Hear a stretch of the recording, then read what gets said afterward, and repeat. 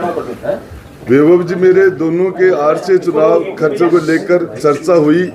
भवानी समझौता किस तरह से तय करके लोगों को अब तक उनका पैसा नहीं दे रहा।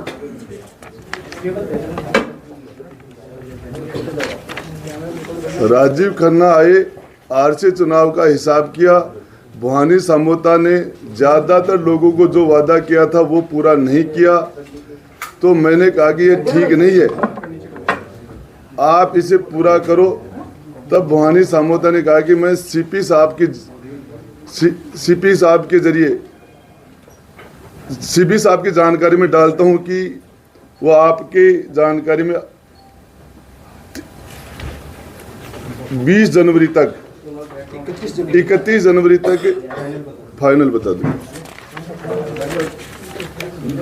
सौभाग्य जी PS टू CM को फोन कर कहा कि मेरा आरसी वाला हिसाब कर दो, जरूरत है। उन्होंने कहा कि CM साहब से बात करके बताता हूँ।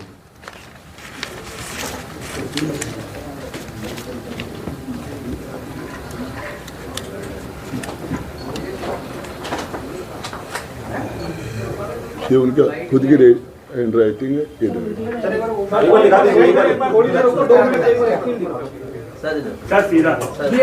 जो डायरी आप दिखा रहे हैं राजेंद्र जी, क्या दिखाइए, एक बार दिखाइए दोबारा। क्या है डायरी, इसके बारे में बताइए। इसमें जिस तरह के करप्शन की सारी बातें लिखी हुई हैं, मैंने आपको एक पॉइंट आज बता दिया, 3 पॉइंट। और इसके बाद में मेरे विश्वस्त के पास ये सारी जानकारियां हैं और समय समय पर परहेज करके और आपको जानकारी देता रहूँगा। यदि मेरे खिलाफ झूठे मुकदमे किए जा रहे हैं, मुझे जेल में डाल देंगे तो कोई दूसरा आपको जानकारी देगा, और बाहर रहूँगा तो मैं जानकारी दूँगा। गुड़ा साहब, अब तफसील में हमको ये समझाए, ये जो डायरी आपने पढ़ के हमें बताई, कि क्या कंप्लीट डायरी आपके पास है पूरी, या इसका कोई भाग मिसिंग है? मिसिंग भी है। कितना हिस्सा? अब वो एग्जैक्ट नहीं बता सकता। जो है उसमें से क्रिकेट संघ को लेकर के आपने कहा, और चीजें भी है। इसके बारे में बता दें। क्रिकेट संघ, ये भवानी समझौता कौन है, सौभाग्य जी कौन है? आपको पता है जो सौभाग्य जी CM साहब के OST हैं, और उनसे राठौड़ साहब की बात हुई है, और उससे पहले भवानी समझौता सारी क्रिकेट देखता है। ये मेरे ये सारा का सारा, और ये जो सिस्टम है आपको बता, आगे और जानकारी देता हूँ। लेकिन धर्मेंद्र राठौड़ जी कहते हैं कि मैं तो केवल गांधी डायरी यूज करता हूँ। ये गांधी डायरी है। 3 डायरियाँ जो है रिकॉर्ड में हैं, जो ईडी ने जब्त की थी। आपके पास जो डायरी है वो डायरी फेक है, मतलब कुछ भी नहीं है। आप हैंड राइटिंग मिला लो। गोड़ा साहब, ये टुकड़ों में आप रिलीज करके क्या सरकार को ब्लैकमेल कर रहे हैं, क्या दबाव में लेने के लिए एक साथ क्यों नहीं दे रहे मीडिया? सरकार मुझे ब्लैकमेल कर रही है। मुझे मुकदमे लगाए जा रहे हैं, माफी मांगने के लिए कहा जा रहा है, और दबाव तो मेरे पर बनाया जा रहा है। मैं तो झेल रहा हूँ। कौन कह रहा है ये? रंधावा ने माफी मांगने के लिए बरेस में आपके सामने, बाकी लोग बोल रहे हैं। सर, आपने पिछली प्रेस कॉन्फ्रेंस में कहा था कि रफीक खान जी ने, जो कि आदर्श नगर विधानसभा के विधायक हैं, उन्होंने आपकी डायरी छीन ली थी। फिर ये कौन सी डायरी है? देखिए, मैं आपको बताऊं, मैं बता रहा हूँ, डायरी के पार्ट थे। तो डायरी के पार्ट थे। आपसे मैं पूछना, मेरे हाथ में डायरी थी। हाउस में मेरे से छीनी गई।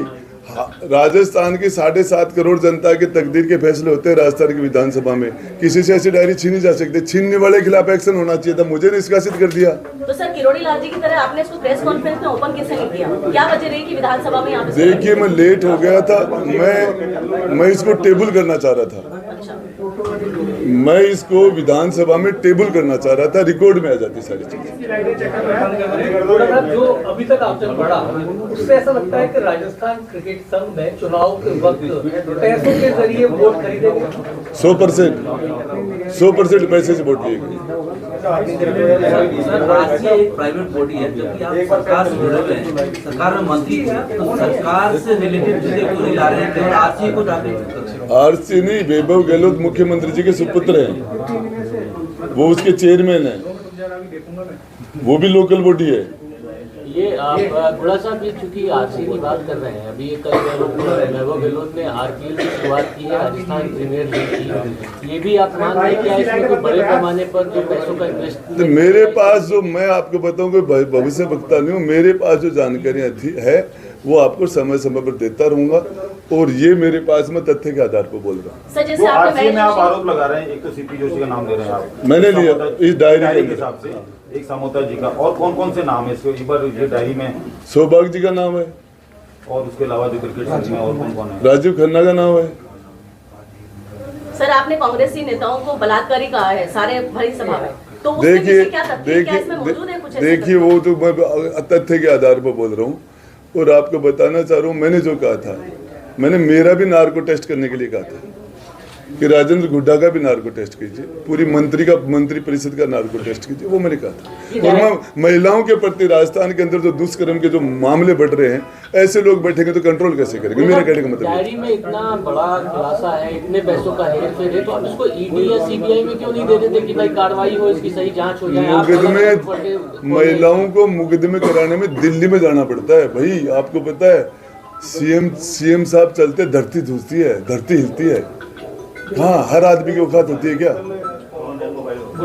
ये सारे लोग, राजेंद्र हुड्डा भी पता है, टिकट गया, मिनिस्ट्री गई, पार्टी गई, विधानसभा से धक्के लगे, जेल की तैयारियां हो रही है, इतना साहस हर कोई नहीं कर पाता। गुड़ा साहब अब आपके पास होने के लिए कुछ नहीं है, और आप खुद कह रहे हैं आपके ऊपर केस हो रहे हैं, डायरी आपके पास है, आप एफआईआर करा के इसकी फॉरेंसिक जांच की मांग तो नहीं करते? देखिए मैं आपको बताऊं, मैं हाउस में डायरी टेबल कर रहा था, उस टाइम में मैं यही मांग कर रहा था कि इसकी जांच ईडी से, इनकम टैक्स से या सीबीआई से इसकी जांच हो।